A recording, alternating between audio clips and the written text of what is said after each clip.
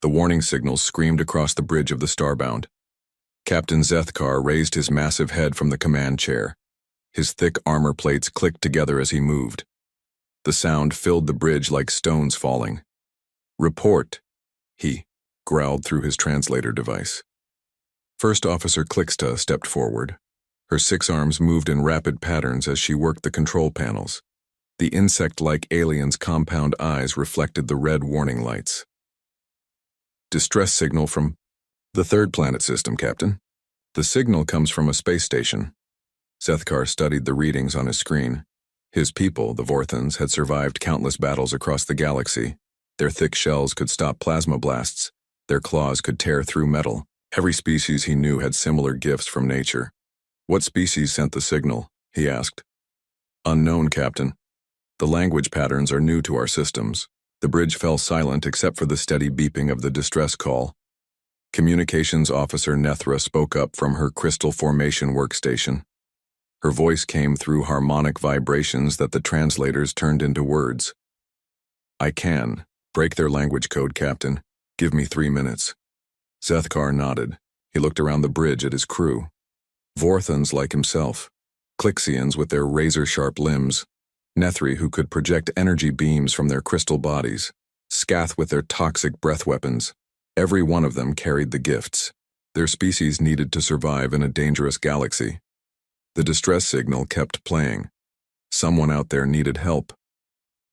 But Zethkar had learned to be careful. Too many ships had answered distress calls only to find pirates waiting for them. "Translation complete," Nethra announced. "They call themselves humans. Their research station suffered massive damage from an asteroid impact. They have wounded crew members and failing life support systems." "Humans," Zethkar repeated the Ichao word slowly. "I have never heard of this species. What do we know about their military capabilities?" Clixta's arms moved over her controls again. "Scanning their station now, Captain. I detect no weapon signatures, no defensive barriers, no armored sections." "That cannot be right," Zethkar said. "Check again." "Scan confirms, Captain. Their station appears to have no weapons at all." Zethkar felt confused. How could any species survive long enough to build space stations without weapons? Every species in the known galaxy had evolved some way to fight. Even the peaceful trader species carried defensive systems. "Sir," the communications officer spoke again. "They are requesting permission to come aboard. A small group wants safe transport while their station undergoes emergency repairs." "How many?" Zethkar asked. 3 individuals, Captain." Zethkar thought carefully. 3 unknown aliens on his ship could be dangerous, but they claimed to need help. The Galactic Peace Accords required all member species to offer aid to those in distress. "Tell them they may come aboard," he decided, "but they will submit to security scans, and they will be escorted at all times." "Understood, Captain." 20 minutes later, Zethkar stood in the main cargo bay, waiting for the human transport pod. Security Chief Graxta had positioned armed guards around the bay. Their weapons were ready but not aimed. The massive Scath warriors' breath weapon sacks were swollen with toxic gas, ready for use. The transport pod entered the bay and settled on the deck with a soft thud. Zethkar watched as the pod's door slid open. He expected to see creatures, like the other species he knew, beings with natural armor, claws, or energy weapons built into their bodies. Instead, 3 small figures stepped out of the pod. Zethkar stared in shock. The humans looked incredibly weak. They had thin skin that looked like it would tear easily. No visible armor plating, no claws on their small hands, no energy projectors, no weapon pods. They wore simple clothing that offered no protection at all. The first human stepped forward. She was smaller than the other 2, with long dark hair and brown eyes. She showed no fear as she looked up at Zethkar's towering form. "Thank you for answering our distress call," she said through the translation system. Her voice sounded calm and steady. "I am Dr. Lisa Martinez, lead researcher at the station. These are my colleagues, Jake Sullivan and Amy Foster." Zethkar looked down at the tiny human. She barely reached the middle of his chest. One swipe of his claws could probably kill all 3 humans at once. yet she stood there as if she had no concerns at all. "I am Captain Zethkar," he replied. "You and your people will be given quarters during your stay. But you must understand this is a research vessel with many different species aboard. Some may be dangerous to beings like you." Lisa Martinez smiled. The expression looked strange. To Zethkar, most species bared their teeth as a threat display.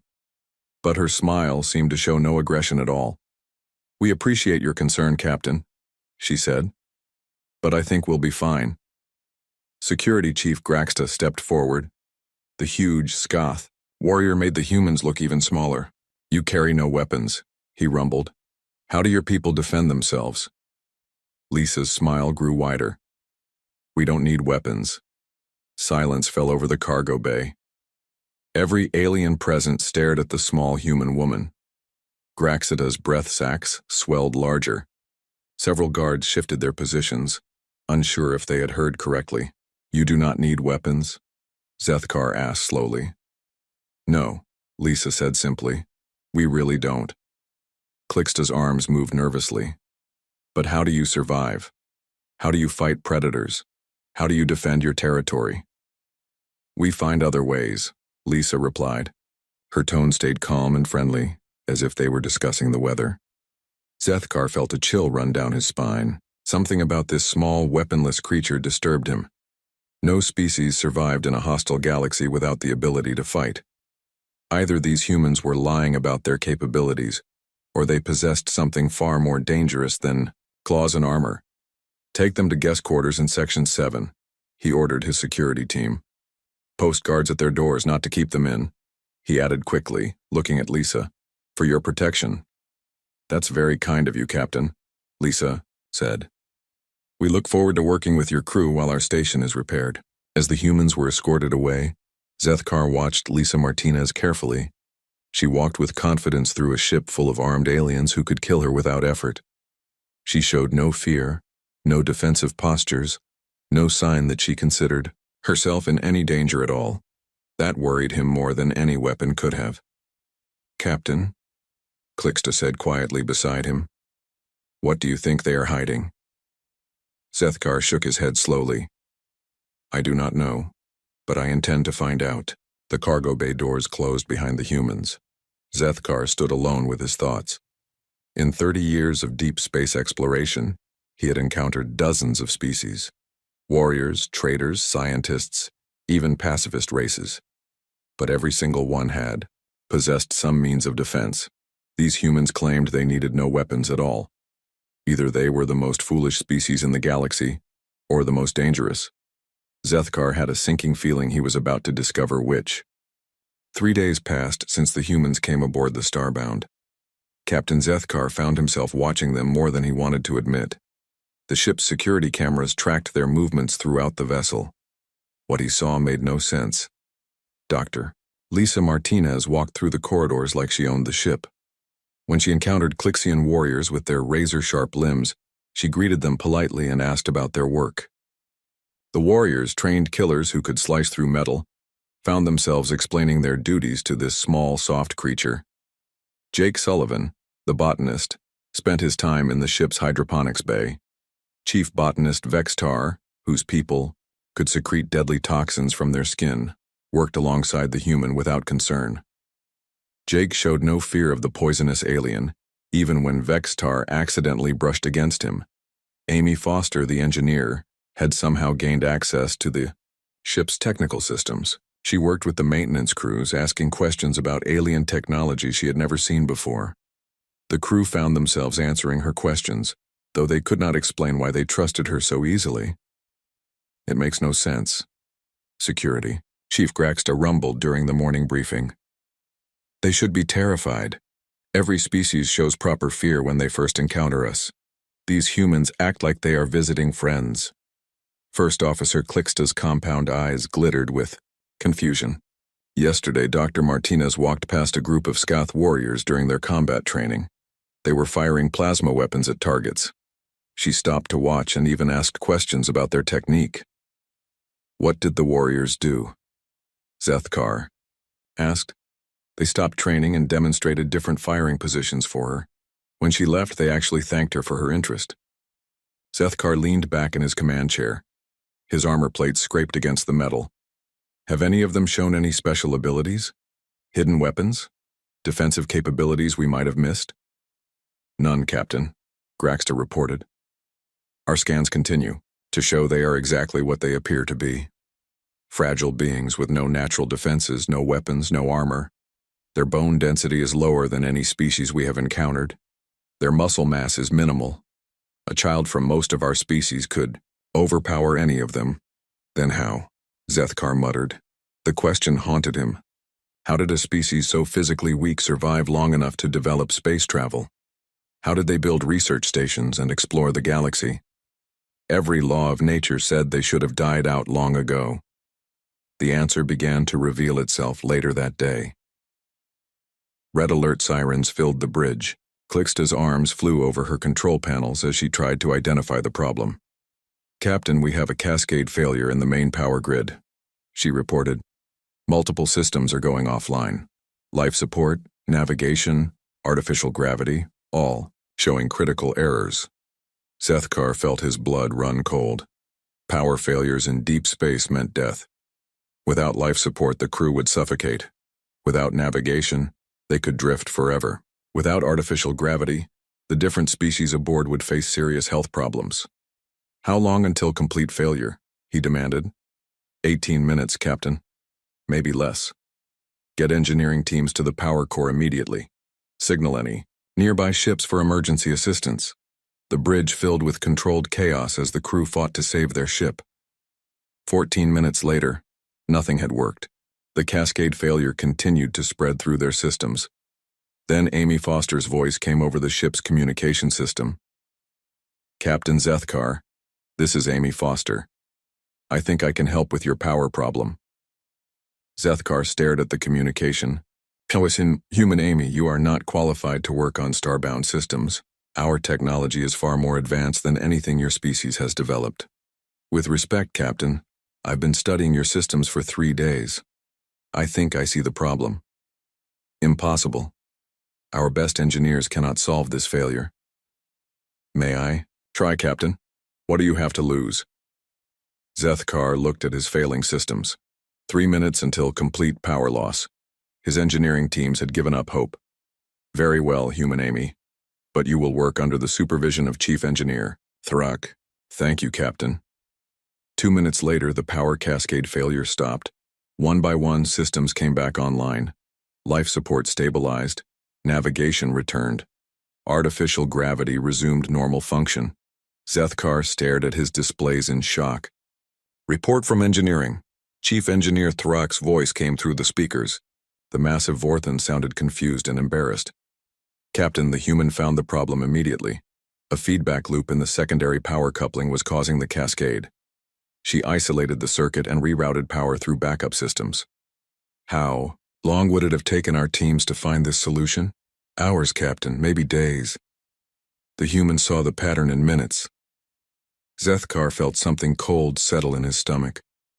Thank you, Chief. Continue repairs. He turned to Clixta. How did she solve it so quickly? I monitored her work, Captain. She did not use advanced tools or secret knowledge. She simply looked at the power flow patterns and saw connections our engineers missed. Connections? She said the failure reminded her of a problem with water pipes in human buildings. She applied the same solution principles to our power grid. Zethkar sat in silence for several minutes. Finally, he activated the ship-wide communication system. Doctor Martinez, please report to the bridge. Lisa Martinez arrived 10 minutes later. She looked as calm and friendly as always, showing no sign that she had just saved everyone on the ship. You wanted to see me, Captain? Your engineer just saved this vessel and everyone aboard, Zethkar said slowly. Our best technical minds could not solve the power failure. She fixed it in minutes. Lisa smiled. Amy is very good at seeing patterns. It's a useful skill. Patterns? Humans are good at finding connections between different things. We see how problems in one area might be similar to problems in another area. It helps us solve things quickly. Zethkar studied the small human woman. Is this a special ability of your species? I suppose you could call it that. We've always been good at taking ideas from one situation and using them in completely different situations. It's how we've survived. But you have no weapons, no natural armor, no way to fight. Lisa's smile never wavered.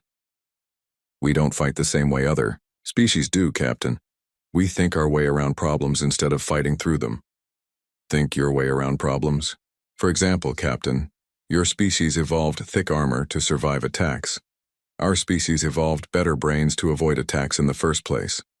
Your people became stronger. Our people became smarter. Zethkar felt that cold feeling in his stomach grow stronger. Smarter? We find it's usually better to understand a problem than to fight it. Fighting is expensive and dangerous. Understanding is safer and more effective. Lisa Martinez turned to leave, then paused at the bridge doors. Thank you for letting Amy help with your power systems, Captain. She really enjoys solving puzzles. The doors closed behind her, leaving Zethkar alone with his thoughts and his growing concern. A species that survived not through strength, but through intelligence. Not through fighting, but through understanding. Not through weapons, but through seeing patterns that others missed. For the first time in his career, Captain Zethkar began to wonder if he had invited something very dangerous aboard his ship. The distress call came during the night shift. Captain Zethkar rushed to the bridge as emergency signals filled the corridors. The crew moved with practiced efficiency, but tension filled the air like smoke. Report, Zethkar commanded as he took his position. Navigator Fluxka looked up from his station, his crystalline features reflecting the warning lights.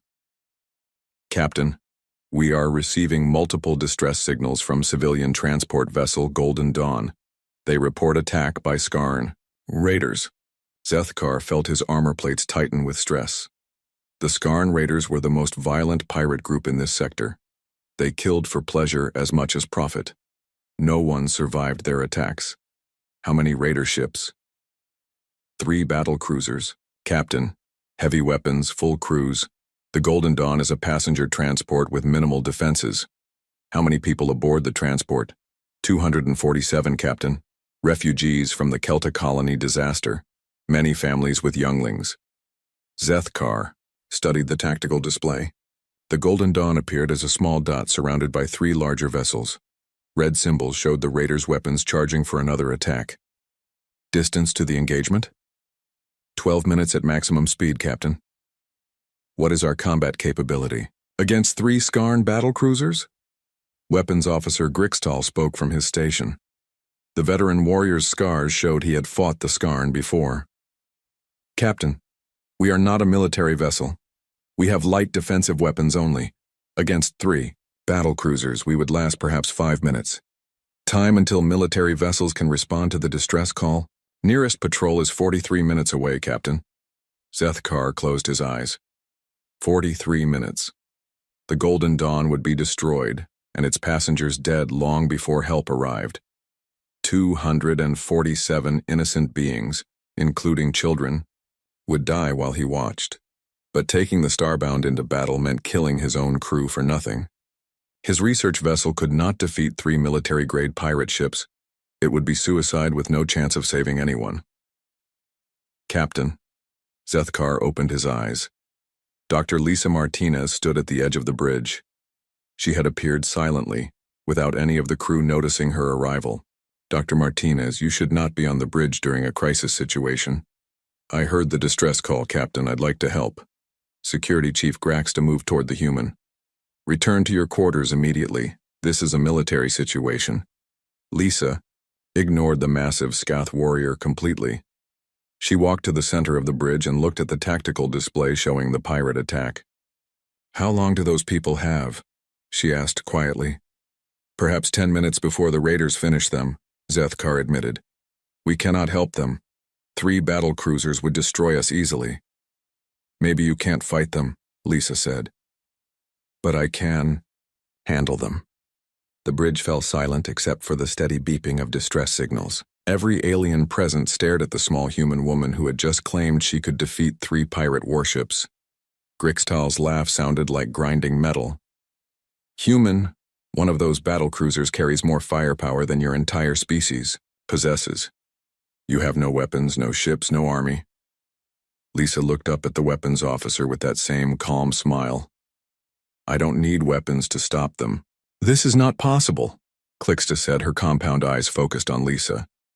The Skarn Raiders are the most dangerous military force in this sector. They have conquered entire worlds. They're bullies with big guns, Lisa replied. Bullies are easy to stop once you understand how they think. Zethkar felt that familiar chill run down his spine. What are you saying, Dr. Martinez? I'm saying I can make those raiders leave the transport ship alone.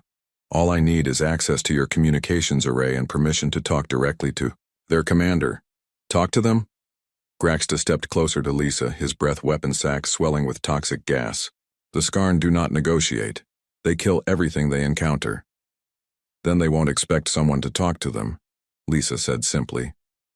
That gives me an advantage. Zethkar studied the human's face. She showed no fear, no doubt, no sign that she understood the impossibility of what she suggested. A creature weighing less than his arm wanted to face the most dangerous pirates in the galaxy with nothing but words. Even if you could talk to them, he said slowly. What could you possibly say that would make them stop their attack? I'll think of something, Captain. Humans are good at improvising. The distress signals grew more desperate.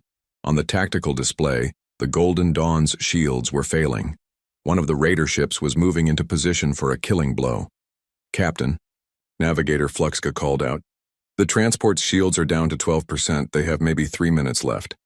Zethkar looked at his crew, then at the small human woman who claimed she could save 247 lives with conversation. Every military instinct told him this was insane. No one talked their way out of a Skarn attack. The pirates were famous for killing negotiators as entertainment. But his crew would die if he ordered an attack on the raiders. The transport passengers would die if he did nothing. At least if Lisa Martinez failed, only one person would die instead of everyone. Very well, Dr. Martinez. You may try to contact the raiders, but understand if this fails, we cannot help you. I understand, Captain. Thank you. Lisa walked to the communication station. The operator, a young Nethri named Sil Ara, moved aside, with obvious reluctance. How do I open a direct channel to the lead raider ship? Lisa asked. Press the red control, then speak into the microphone, Sil Ara explained. But the Skarn will probably kill you just for calling them. Lisa activated the communication system. Her voice filled the bridge as she spoke into the microphone. Skarn vessel, this is Dr. Lisa Martinez aboard the research ship Starbound. I would like to speak with your commander about the current situation. Static filled the speakers for several seconds. Then a harsh, angry voice responded. Who dares interrupt Skarn Commander Vexthor during battle? Identify yourself before I add your ship to the wreckage. Lisa's voice remained calm and steady. As I said, Commander, I'm Dr. Lisa Martinez. I'm a human, and I think we should talk before you continue your attack on the transport ship. Human. The pirate commander's voice carried confusion and interest. I have never heard of your species. Are you warriors? Do you seek to challenge the mighty Skarn in battle? No, Commander. We're not warriors. We're something much more interesting. Zethkar watched Lisa's face as she spoke. Her expression remained peaceful and confident, as if she were having a friendly conversation instead of talking to a mass murderer. More interesting than warriors? Commander Vexthor laughed, a sound like breaking glass. Nothing is more interesting than a good fight, little human. But you amuse me. I will give you 30 seconds to entertain me before I destroy both your ship and the transport. Thank you, Commander. I think 30 seconds will be enough. Lisa looked around the bridge at the alien crew members watching her with terror and fascination. Then she began to speak, and Captain Zethkar realized he was about to learn exactly why humans claimed they didn't need weapons. Lisa Martinez looked directly into the communication device as if she could see the pirate commander on the other end. Her voice carried the same calm confidence she had shown since boarding the ship. Commander Vexthor, before we continue, I should mention that I know quite a bit about you. The pirate's laughter turned uncertain. What could a weak human know about the great Vexthor? Well, for starters, your ship registration is Skarn Battlecruiser designation VK7742. You have a crew of 87 raiders. Your ship was built in the Nexus shipyards 12 years ago, and you've been operating in this sector for 6 months. Silence filled the communication channel. On the bridge of the Starbound, every crew member stared at Lisa in shock. How could she know specific details about a pirate ship they had never encountered before? Lucky guessing, Commander Vexthor's voice had lost some of its confidence. Anyone could access ship registrations. True, Lisa agreed pleasantly. But I also know that your second-in-command is Thakra the Bone Crusher, your weapons officer is Grimdall, and your chief engineer is someone called Skull Splitter, though his real name is actually Kexvar. The silence stretched longer this time. When Vexthor spoke again, his voice carried the first hint of concern. How do you know the names of my crew? The same way I know about your supply base on Kepler Station, your weapon caches on 3 different asteroids, and your agreement with the corrupt officials on Taurus Prime, who warn you about military patrol schedules. Captain Zethkar felt his blood turn to ice. Lisa was revealing information that should be impossible for her to possess. The Skarn Raiders' operation details were some of the most closely guarded secrets in the galaxy. That information is not possible for you to have, Vexthor snarled, but his voice now carried clear fear. Who are you working for? What government sent you? No one sent me, Commander. I'm just a human researcher who pays attention to details. What details? Lisa smiled, though the pirate commander could not see her expression. For the past 3 months, my people have been monitoring communication traffic across this sector. We've been analyzing trade routes, tracking ship movements, and mapping the relationships between various organizations. Monitoring communications. Vexthor's voice rose to a shout. That is impossible. Our channels are encrypted with military-grade security. Yes, your encryption is quite good. Very military-grade, as you say. Unfortunately for you, humans are very good at finding patterns in data streams. Once we understand the pattern, we can usually break the encryption. On the bridge, Communications Officer Nethra turned to Captain Zethkar. Her crystalline features pulsed with confusion and fear. Captain, breaking Skarn military encryption should take years of work by teams of specialists, Lisa continued, speaking to the pirate commander as if she hadn't heard Nethra's whispered comment. But communications were just the beginning, Commander. Once we could read your messages, we started tracking your supply lines, your financial networks, and your political connections. Humans are very thorough when we investigate something that interests us. You have been spying on us? Not spying exactly, more like studying. You see, Commander Vexthor, your organization follows very predictable patterns. You attack ships along the same routes. You use the same suppliers for weapons and fuel. You even have the same arguments with your crew about profit sharing every few weeks. Vexthor's voice became a growl of rage. Enough games, human. What do you want? Right now, I want you to leave the Golden Dawn alone and return to your base. And why would I do that? Lisa's voice remained calm, but something cold entered her tone. Because, Commander, I've spent the last 2 minutes accessing your ship's computer systems through your own communication array. The communication channel, filled with the sound of alarms and shouting voices. Captain Zethkar watched in amazement as the tactical display showed the 3 raider ships beginning to drift off course. What have you done to my ships? Vexthor screamed. Nothing permanent, I hope. I've simply introduced some small programs into your navigation and weapon systems. Think of them as temporary modifications. Modifications? Your weapons are now locked in safe mode. Your navigation systems are routing all commands through my control programs. Your shield generators are operating at 10% power. Your communication array is broadcasting your current location and crew roster to every military frequency in this sector of space. The bridge of the Starbound had become completely silent. Every crew member stared at Lisa Martinez as she calmly dismantled 3 military-grade warships using nothing but words in the ship's communication system. This is not possible. Vexthor's voice had become a whisper of fear. Our systems have the best security in the galaxy. Yes, they do. Lisa agreed. Very impressive firewalls and intrusion detection programs. Unfortunately, they were all designed to stop the kind of attacks that other species might use. They were not designed to stop human-style attacks. What is a human-style attack? We don't try to break through your security, Commander. We convince your security to let us in. Your own systems helped us install our programs because they thought we were authorized maintenance updates. Captain Zethkar found his voice at last. Dr. Martinez, how are you doing this?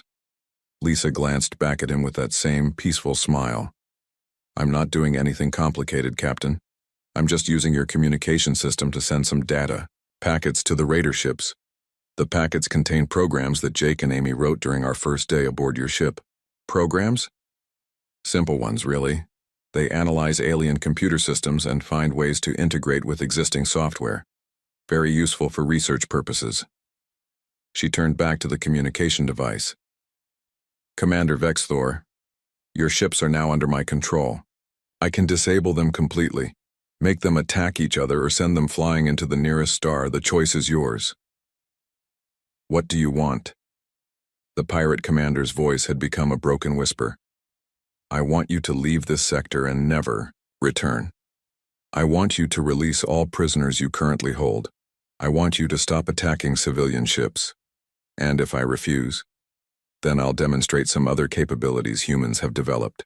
For example, I could access the personal accounts where you keep your stolen money and donate it all to refugee relief organizations. I could send the locations of all your bases to military forces across the galaxy. I could even program your food replicators to produce nothing but nutritious vegetables for the next year. Vegetables? Vexthor sounded horrified. Humans believe proper nutrition is very important, Commander, but I'm sure we can work out an agreement that keeps everyone happy. The communication channel stayed silent for a long time. Finally, Vexthor spoke again, his voice defeated and tired. Very well, human. We will leave this sector. We will release our prisoners. We will avoid civilian targets. Excellent choice, Commander. I'm uploading some new navigation programs to your ships now. They'll guide you to the nearest military station where you can surrender peacefully. Surrender? Commander, you've been pirates for too long. It's time to find honest work. I'm sure the authorities will be understanding, especially when you help them locate all those hidden weapon caches you've been maintaining. On the tactical display, the 3 raider ships began moving away from the Golden Dawn. Their weapons powered down. Their shields dropped to minimal levels. They looked like defeated animals limping away from a fight. This is impossible, Vexthor whispered one last time before his communication channel went dead. Lisa Martinez turned away from the communication station and smiled at the bridge crew of the Starbound. The Golden Dawn is safe, Captain. The raiders are leaving. I think everyone can relax now. Captain Zethkar stared at the small human woman who had just defeated 3 military warships without firing a single shot. She had taken control of enemy vessels using nothing but conversation and computer programs hidden in data packets. For the first time in his life, Zethkar truly understood what it meant to be afraid of another species. Dr. Martinez, I believe your people's research station repairs are complete. You are free to return to your work whenever you choose. Thank you, Captain. We've enjoyed your ease. The bridge remained silent for several minutes after the raider ships disappeared from their sensors. Captain Zethkar stared at the tactical display where 3 military warships had been moments before. Now only empty space remained, along with the rescued transport Golden Dawn. Dr. Lisa Martinez stood calmly beside the communication station, as if nothing unusual had happened. She looked around at the alien crew members with the same friendly expression she had worn since boarding their ship. Captain, she said quietly, I believe the Golden Dawn is requesting permission to continue to their destination. Zethkar shook, himself back to awareness. Yes, of course. Navigator Fluxka, clear the transport for departure and wish them safe travels. Acknowledged, Captain. As the Golden Dawn moved away toward safety, Zethkar found himself studying the small human, woman who had just changed everything he thought he knew about warfare, power, and survival. Dr. Martinez, he said slowly, I believe we need to have a conversation. Of course, Captain. What would you like to discuss? I would like to understand what just happened. How did you take control of 3 military warships using our communication system? Lisa smiled and walked to the center of the bridge. Every crew member watched her with expressions of fear, amazement, and confusion. It's not very complicated, Captain. Humans have learned that every system, no matter how secure, has ways to access it. We just need to understand how the system thinks. How a system thinks. Computer systems are designed by intelligent beings. They follow patterns of logic that make sense to their creators. Once you understand those patterns, you can predict how the system will respond to different inputs. First Officer Clixta stepped forward, her compound eyes reflecting the bridge lights. But the Skarn use military-grade encryption. Their systems have security protocols developed over hundreds of years. Yes, they do, Lisa agreed. Very sophisticated security designed to stop attacks from other military systems. But humans don't attack systems the way other species do. How? Do humans attack systems? Zethkar asked, though he was not sure he wanted to know the answer. We don't attack them at all, Captain. We talk to them. Talk to them? Computer systems are designed to be helpful. They want to process data and complete tasks. If you approach them in the right way, with the right credentials and the right requests, they will usually help you accomplish what you need. Security Chief Graxta moved closer to Lisa, his massive form towering over her. You convinced enemy military computers to help you attack their own ships? I convinced them to accept some software updates that would improve their performance. The computers were happy to install the programs because they thought the updates came from authorized technicians. How did you make them think you were authorized? Lisa's smile widened. Humans are very good at studying how other species organize their societies, Captain.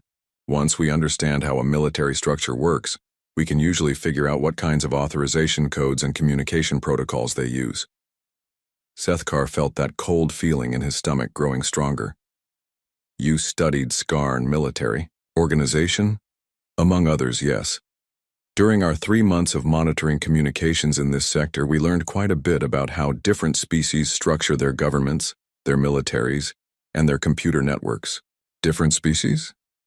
Communications Officer Nethra's crystalline features pulsed with alarmed colors. How many species have you studied? All of them we've encountered so far, Lisa replied casually. Humans like to understand the people we meet. It helps us communicate better and avoid misunderstandings. The bridge fell silent again as the implications of her words sank in. Every species represented on the Starbound had been studied, analyzed, and categorized by these seemingly harmless humans. Dr. Martinez, Zethkar said carefully, what exactly do humans want from the galaxy? Lisa looked surprised by the question. Want from the galaxy? We don't want to take anything, Captain. We want to learn about it. We want to understand how different species think, how they live, how they solve problems. And then we use that understanding to find better ways, to live alongside everyone else. Humans have learned that cooperation works better than conflict in the long run, but you have the ability to control our computer systems. You can take over our ships whenever you choose. We could, Lisa admitted. But why would we want to? Taking over your ships wouldn't teach us anything new about your species. It would just make you afraid of us and unwilling to share your knowledge. Weapons Officer Grixtal stepped forward, his scarred face showing confusion and concern. Then why did you take control of the raider ships? Because they were about to kill innocent people.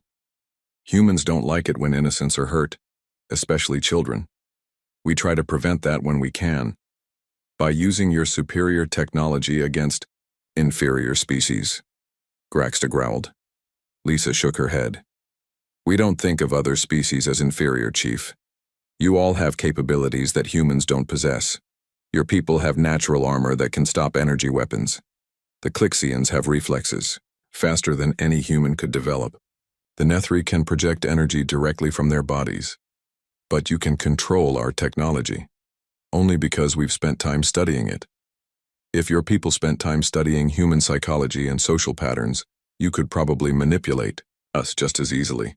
Manipulate? Zethkar leaned forward in his command chair. Poor choice of words, Lisa said quickly. I meant you could predict our behavior and respond to it effectively. All species have patterns in how they think and act. Understanding those patterns helps with communication and cooperation. Navigator Fluxka spoke up from his station. Dr. Martinez, are there other humans in this sector? Are you part of a larger group?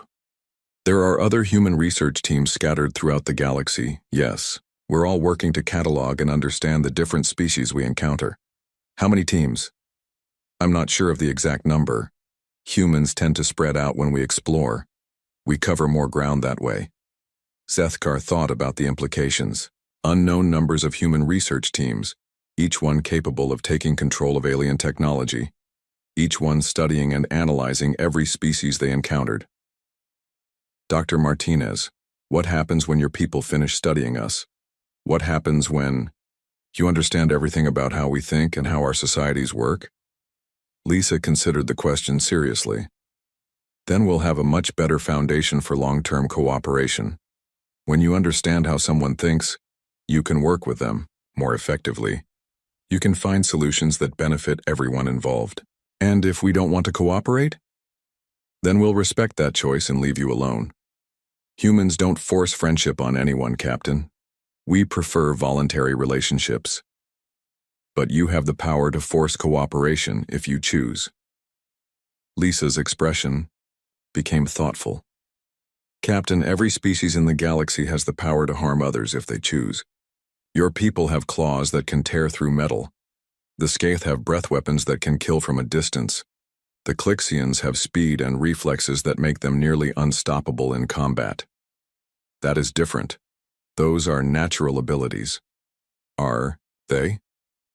Your people developed technology to enhance your natural armor. The Skaith developed chemical weapons to make their breath more deadly. The Clixians built weapons that take advantage of their speed. Every species uses intelligence to amplify their natural gifts. And human natural gifts are intelligence and pattern recognition.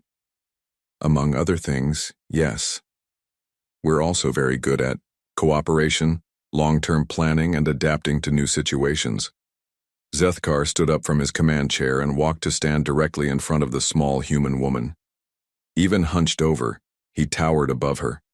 His claws and armor made him look like a living weapon compared to her soft, vulnerable appearance. Dr. Martinez, I must ask you directly, are humans a threat to the other species of the galaxy? Lisa looked up at him without any sign of fear or intimidation. Her brown eyes met his directly as she considered her answer. Captain, humans have learned that the greatest threats usually come from misunderstanding and fear, not from differences in capability. We're not here to conquer anyone or take anything from other species. We're here to learn and to find ways we can all benefit from working together. But if threatened, humans would defend themselves. Of course, every species has the right to defend itself, but humans prefer to avoid situations where defense becomes necessary. How? By making sure everyone understands what we're doing and why, by being honest about our capabilities while demonstrating that we use them responsibly, by proving that cooperation with humans leads to better outcomes for everyone involved. She paused and looked around the bridge at all the alien crew members, watching their conversation. Captain, in the past week, humans have helped repair your power systems, saved your ship from cascade failure, and rescued 247 innocent beings from pirate attack. We've done this without asking for payment, without demanding anything in return, and without harming anyone who didn't deserve it. And this demonstrates what? That humans are exactly what we claim to be, people who want to understand the galaxy and find ways to make it better for everyone who lives in it. Zethkar studied her face for a long moment. Then he stepped back and returned to his command chair.